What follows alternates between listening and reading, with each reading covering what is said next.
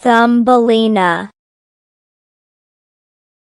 Once upon a time, there was a woman who wanted a child but couldn't have one, so she decided to ask the fairies for help. Favorite fairy tales: the fairy queen gave her a small seed and said, "Plant this in a flower pot and good luck will come your way." The woman thanked the fairy queen, and, in just a few days, a beautiful red tulip grew in the pot. "What a pretty flower," said the woman, and she bent down to take a closer look. As she did so, the tulip petals opened up to reveal a tiny girl, no bigger than your thumb. The woman lifted the sweet little child, who was as light as a feather. The woman smiled and said, "I will call you Thumbelina." That night, the woman nestled the girl in a bed made from a walnut shell lined with small petals, with a velvety red rose petal for a blanket. The next morning, to amuse her tiny child, the woman placed a large dish on the table, filled with water and leaves. Thumbelina used the leaves as boats and paddled from side to side. In the afternoon, the woman told Thumbelina stories and taught her how to read and write. Later that day, the little girl sang songs with a voice as sweet as a fairy's. And so it went for many months. The woman and her teeny child were blissfully happy together. However, one day, the woman was busy in the garden and Thumbelina was drawing a picture when a large toad crept out from behind a rock. "That fair maiden would make a fine wife for my son," thought the toad, and she crawled over to Thumbelina and grabbed her. Little Thumbelina cried out, but her mother didn't hear her. When they reached the stream where the toad lived, she called her son, who saw pretty little Thumbelina, and said, "Croak, croak." Thumbelina cowered to see such an ugly beast. "Don't frighten your new wife," said the toad's mother. "I will put her on a lily pad in the middle of the stream, so she can't escape, and will prepare for your wedding." The mother toad carried Thumbelina to the lily pad and left her there. All alone, Thumbelina sat and wept. Soon, her crying was heard by the fish who lived there. They popped their heads out of the water, and Thumbelina told them her plight.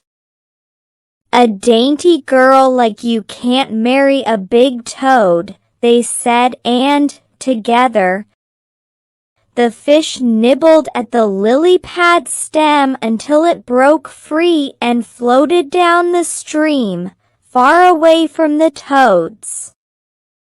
"Good luck, Thumbelina," cried the fish, and she waved to them as the lily pad carried her away. On and on the stream flowed, passing through villages and towns. The sun danced on the river, making it look like liquid gold. At last, a beautiful butterfly landed on the lily pad next to her. "What a delicate little thing you are," said the butterfly, and Thumbelina curtsied to him gracefully. tie a ribbon around my back to hold on to, and I'll take you for a ride." The butterfly took off and Thumbelina clung tightly to its back, admiring the view of flower-filled fields below. But suddenly, a large, clumsy beetle flew by and bumped into the butterfly, knocking Thumbelina off. Thumbelina fell to the ground, landing in the center of a daisy on the edge of a forest. For the rest of the summer, she made the forest her home. She wove a hammock from blades of grass and hung it under a big leaf for shelter. She drank dew and sipped nectar from flowers. She sang with the birds and made a good life for herself. But when winter came and the birds flew away and the flowers wilted, she soon grew lonely, hungry, and cold. Certain she would starve, Thumbelina left the forest in search of a new home. At last, hidden in a hedgerow across a field, she found a little red door. When she tapped at it, it was opened by a friendly field mouse. "Poor girl," cried the mouse, when he saw how cold she looked. "Do come in and warm yourself by the fire." He shared his food with her, as she told him her sorry tale.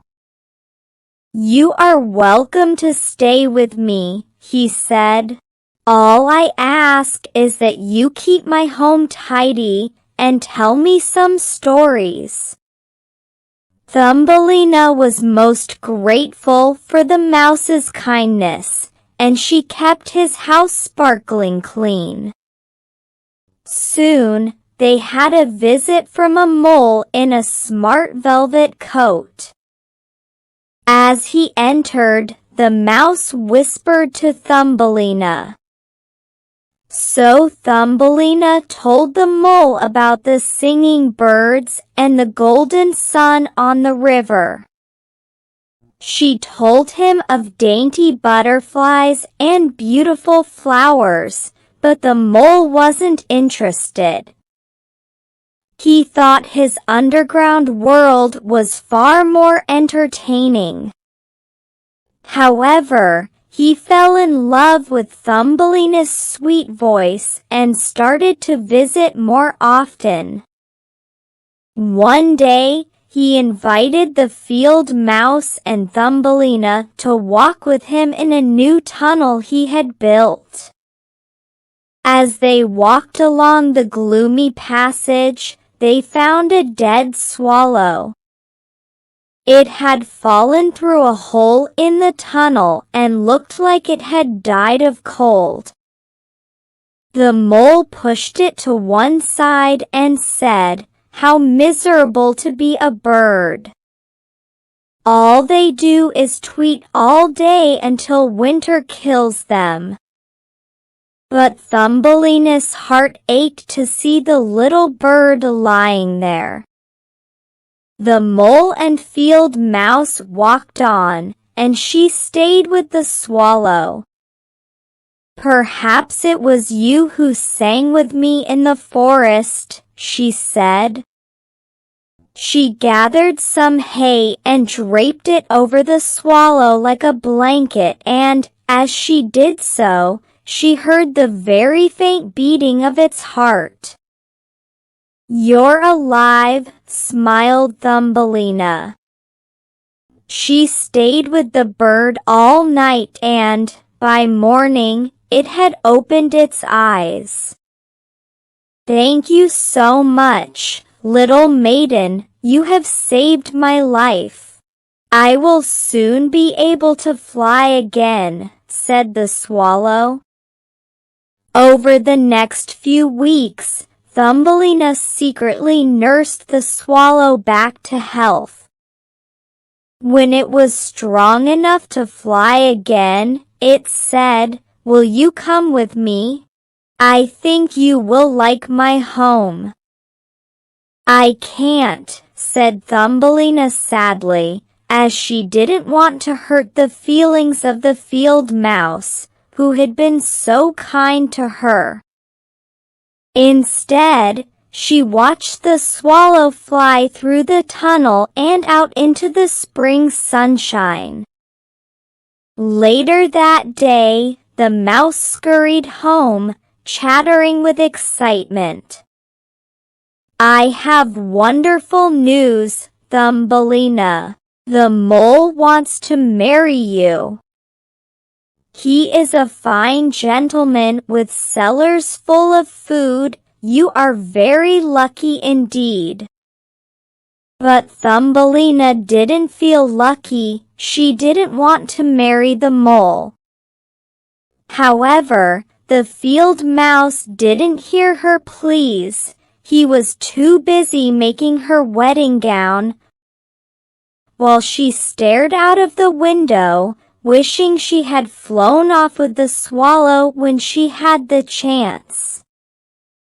On her wedding day, Thumbelina decided to go outside one last time.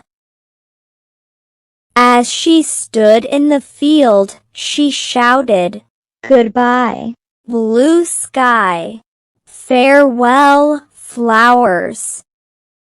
Say hello to the swallow for me."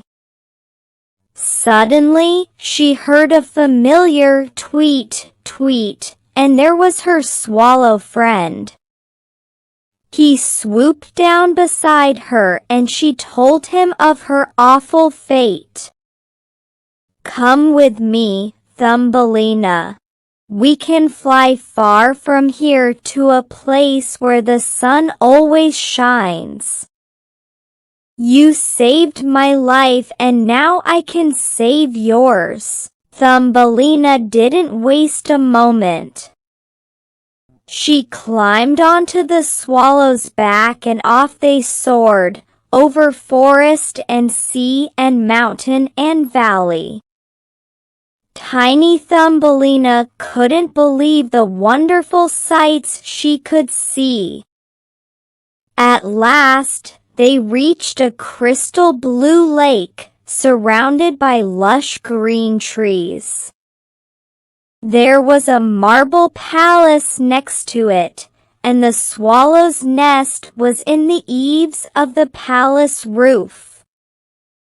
"This is my home," said the swallow, "but this is not comfortable for you." So he flew down to some beautiful flowers in the gardens below and placed her gently on a petal. When Thumbelina climbed into the middle of the flower, she gasped to see a tiny man there, with a golden crown and 2 gossamer wings. He was only a little taller than Thumbelina, and he was incredibly handsome. He told Thumbelina that he was the king of the flowers, and when he heard her story, he was so enchanted by her, he asked Thumbelina to marry him. "Yes," laughed Thumbelina, and all the flowers around them opened up. From each one came a flower fairy with a gift for Thumbelina. All the gifts were splendid, but her favorite was a pair of fairy wings, so that she too could flutter from flower to flower. And that is how a tiny girl, no bigger than your thumb, became the fairy queen of flowers. The end. Thanks for watching the video. Don't forget to like the video and subscribe to our channel for more helpful content. Share your thoughts in the comments.